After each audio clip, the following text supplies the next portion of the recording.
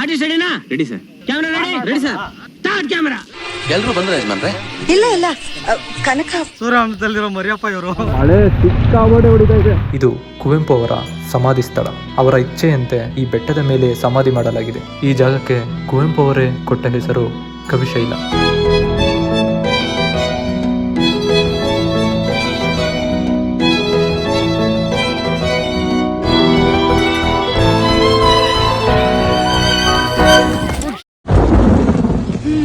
ಮಳೆ ಶುರುವಾಯ್ತು, ಮಾತು ಶುರುವಾಗ್ಲಿ.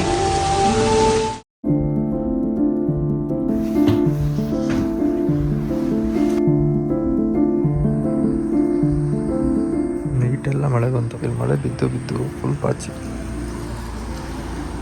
ಇದೆಲ್ಲ ಮೋಲ್ಡ್ಗಿಂತ ಅಂಚುಗಳು ಹಾಕಿರೋದು ಜಾಸ್ತಿ. ಪ್ರತಿಯೊಂದು ಅಂಚಿನ ಮೇಲೂ ಪಾಚಿ ಕಟ್ಟೈತೆ ನೋಡ್ರಿ.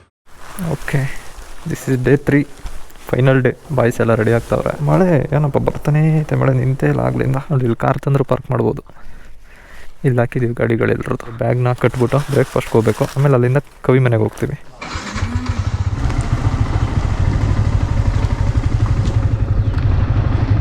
ನೋಡ್ರಿ, ಇದೆ ಹೋಮ್ ಸ್ಟೇ.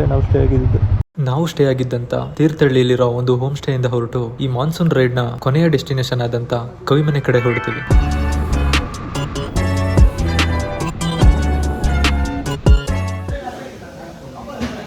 ಮಲ್ನಾಡು ಭವನದಲ್ಲಿ ನಾಷ್ಟ ಮಾಡಿಕೊಂಡು, ನಾಷ್ಟ ಅಲ್ಲ, ಒಂದು ಲೆಕ್ಕದಲ್ಲಿ ಊಟ. 1 ಗಂಟೆ ಆಯಿತು ಟೈಮು. ಇದು ಇಲ್ಲಿಂದ ಕುವೆಂಪು ಮನೆ 14 ಕಿಲೋಮೀಟರ್.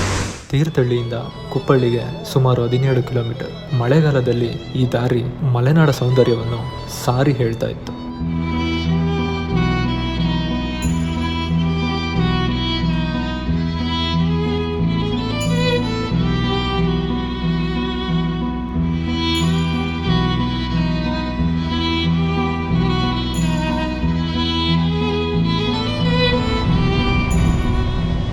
ಕುಪ್ಪಳ್ಳಿ ಕವಿ ಮನೆಗೆ ದಾರಿ. ಸ್ಟ್ರೈಟ್ ಹೋದರೆ ಕವಿ ಮನೆ. ಓಕೆ, ತೇಜಸ್ವಿ ಸ್ಮಾರಕ. ಪೂರ್ಣಚಂದ್ರ ತೇಜಸ್ವಿ ಅವ್ರ ಸ್ಮಾರಕ ಇದು. ಕುವೆಂಪು ಅವ್ರದ್ದು ಈ ಕಡೆ ಬರ್ಬೋದು. ಮತ್ತು ಕುಪ್ಪಳ್ಳಿ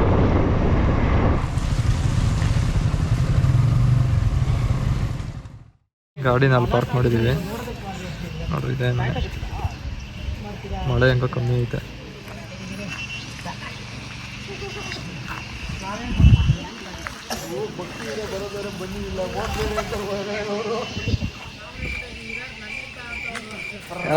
ಇವ್ರು ಯಾರು ನನಗೆ ಕಾಂಪಿಟೇಷನ್ ಕೊಡ್ತಾವ್ರಲ್ಲ ಅಂತ ಹೇಳಿದ್ರೆ ಹೋಗ್ಬಿಡ್ತ್ಯಾ?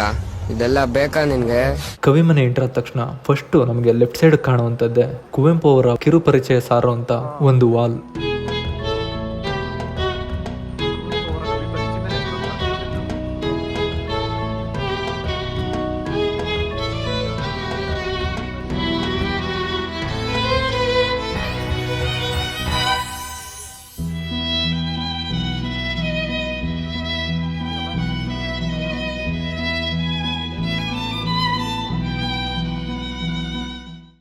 ಇಷ್ಟೊತ್ತು ಒಂದು ರೀಲ್ಸ್ ಶೂಟ್ ಮಾಡ್ದೋ, ಅದ್ರದ್ದು ಮೇಕಿಂಗ್ ಹಾಕಿರ್ತೀನಿ ನೋಡ್ರಿ, ಎಷ್ಟು ಫನ್ನಿಯಾಗಿ ಬಂದೈತೆ ಅಂತ. ಆರ್ಟಿಸ್ಟ್ ರೆಡಿನಾ? Ready sir. Camera ready? Ready sir. Start camera. Ready.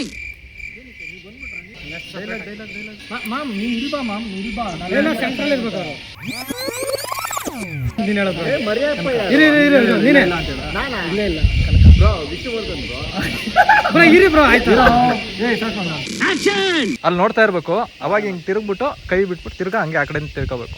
Start. First ಆ ಕಡೆ ಇರ್ಲಿ. ಎಲ್ರು ಬಂದ್ರೆ ಯಜಮಾನ್ರೆ ಅಷ್ಟೊಂದು ಸೈಡ್ ಇಡಬೇಡ. ಹಿಂಗಿರ್ತಿಯಲ್ಲ ಸ್ವಲ್ಪ ಇಷ್ಟೇ. ನೀನೇ ಒಂಚೂರು ಹಿಂಗ ಅನ್ನೋ. ಹಂಗನ್ನೋ. ಸ್ವಲ್ಪ ಮೇಲೆ ಕ್ಯಾಮ್ರಾ.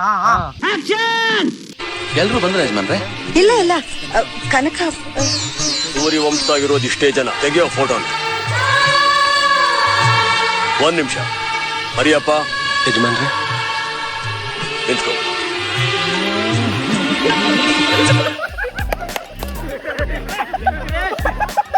ಗೈಸ್ ರೀಲ್ಸ್ ಮಾಡಿದ್ವಿ, ಬೆಂಕಿ ಬಂತು ನೋಡಿ. ಇವರು ಸೂರ್ಯವಂಶದಲ್ಲಿರೋ ಮರಿಯಪ್ಪ ಇವರು.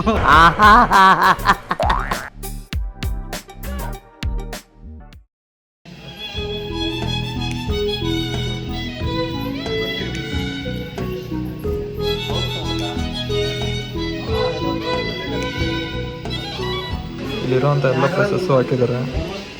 ಒಬ್ರಿಗೆ ಬಂದು 20 ರೂಪಾಯಿ ಟಿಕೆಟ್. ಕವಿಮನೆಯಲ್ಲಿ ಯಾವುದೇ ರೀತಿಯ ಚಿತ್ರೀಕರಣಕ್ಕೆ ಅವಕಾಶವಿಲ್ಲ. ಎತ್ತಿನ ಗಾಡಿ,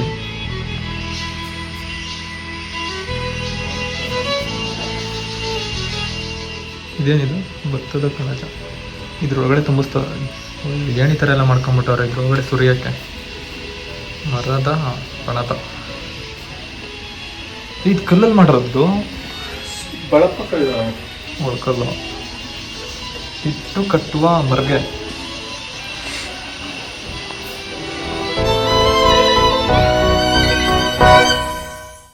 ಈಗ ಕವಿಮನೆ ಬಿಟ್ಟು ಕವಿಶೈಲ ಹತ್ರ ಹೋಗ್ತಾ ಇದ್ದೀವಿ. ಕವಿಶೈಲ ಇಲ್ಲಿಂದ 1 ಕಿಲೋಮೀಟರ್ ಆಗುತ್ತೆ. ಕವಿಶೈಲ ಹತ್ರ ಹೋಗ್ತಾ ಇದ್ದೀವಿ. ಈಗ ಮಳೆ ಸಿಕ್ಕಾಬಡೆ ಹೊಡಿತಾ ಇದೆ. ಕವಿಮನೆಯಿಂದ ಕವಿಶೈಲಗೆ ಸುಮಾರು 1 ಕಿಲೋಮೀಟರ್. ಇಲ್ಲಿ ಗಾಡೀಲಿ ಬರೋದಲ್ಲದೆ ನಡ್ಕೊಂಡು ಕೂಡ ಬರೋದಕ್ಕೆ ವ್ಯವಸ್ಥೆ ಇದೆ. ಇದೇ ಕವಿಶೈಲ. ಏನು ಮಳೆನಪ್ಪ, ಒಂದು ವಿಡಿಯೋ ಮಾಡೋಕ್ಕಾಗಲ್ಲ ಆ ಥರ ಐತೆ. ಶೆಲ್ಟರ್ ಬಿಡುತ್ತವ್ರೆ ಮಳೆಗೆ. ಬಾಲ ಅವಾಗಲೇ ಬಂದ ನಡ್ಕೊಂಡು ಕಾಲ್ದಾರಿಯಿಂದ.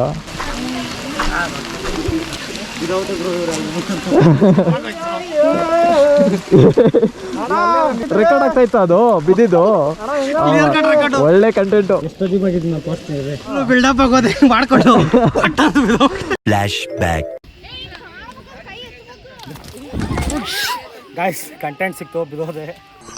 ಏ ಅಜಿಬಾಗೇನು ಬಂದಿಲ್ಲ. ಜಾರಿದ್ದೆಲ್ಲಿ ಜಾರಿದ್ದು ಹಾಗಾರಲ್ಲಿ ಹುಷಾರಾಗಿರ್ಬೇಕು. ಇದೆ ಅವ್ರ ಸಮಾಧಿ. ಕವಿಶೈಲ ಕನ್ನಡದ ರಾಷ್ಟ್ರಕವಿ ಕುವೆಂಪು ಅವರ ಸಾಹಿತ್ಯಿಕ ಸಾಧನೆ ಮತ್ತು ಆರಾಧನೆಗೆ ಪ್ರೇರಕವಾದ ಪವಿತ್ರ ತಾಣ. ಶಿವಮೊಗ್ಗ ಜಿಲ್ಲೆಯ ತೀರ್ಥಹಳ್ಳಿ ತಾಲೂಕಿನ ಕುಪ್ಪಳ್ಳಿಯ ಬೆಟ್ಟದ ಮೇಲಿರುವ ಈ ಕವಿಶೈಲದ ವಿಶೇಷತೆ ಏನೆಂದರೆ, ಇದೊಂದು ಚಿಕ್ಕ ಬೆಟ್ಟದ ತುದಿಯಲ್ಲಿದ್ದು ಕುವೆಂಪು ಅವರು ತಮ್ಮ ಮೌನ ಮತ್ತು ಧ್ಯಾನಕ್ಕಾಗಿ ಆರಿಸಿಕೊಂಡ ನಿಸರ್ಗಧಾಮ. ಇದು ಕುವೆಂಪು ಅವರ ಸಮಾಧಿ ಸ್ಥಳ. ಕುವೆಂಪು ಅವರ ನಿಧನದ ನಂತರ ಅವರ ಇಚ್ಛೆಯಂತೆ ಭೌತಿಕ ಶರೀರವನ್ನು ಈ ಬೆಟ್ಟದ ಮೇಲೆ ಸಮಾಧಿ ಮಾಡಲಾಗಿದೆ. ಅವರ ಸಮಾಧಿಯ ಮೇಲೆ ಯಾವುದೇ ಕಟ್ಟಡವಿಲ್ಲದೆ ಪ್ರಕೃತಿಯ ಮಡಿಲಿನಲ್ಲಿ ಮುಕ್ತವಾಗಿದೆ. ಇಲ್ಲಿಂದ ಮಲೆನಾಡಿನ ಕಾಡುಗಳು, ಬೆಟ್ಟಗಳು ಮತ್ತು ಪ್ರಕೃತಿಯ ರಮಣೀಯ ನೋಟವನ್ನು ನೋಡಬಹುದು. ಈ ಜಾಗಕ್ಕೆ ಕುವೆಂಪು ಅವರೇ ಕೊಟ್ಟ ಹೆಸರು ಕವಿಶೈಲ.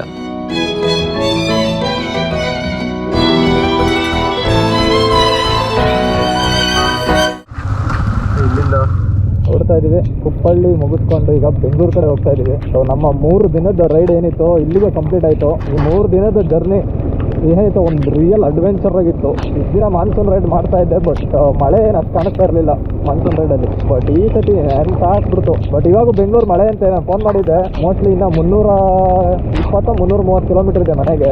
ಇನ್ನು ನಾಳೆಯಿಂದ ಮತ್ತೆ ಅದೇ ಆಫೀಸು, ಅದೇ ಮನೆ, ಅದೇ ಟೆನ್ಷನ್ಗಳು. ಈ 3 ದಿನದ ಜರ್ನಿ ಚೆನ್ನಾಗಿತ್ತು ಅಂತ ಅನ್ಕೊಂತೀನಿ.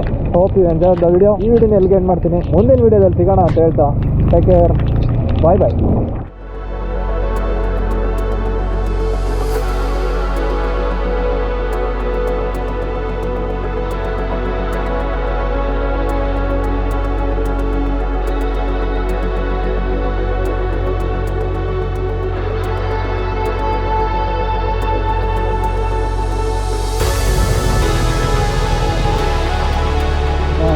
ಅವ್ರಿಗೇನು ಹುಷಾರಾಯ್ತಾ ಹೆಂಗೆ ಸರ್?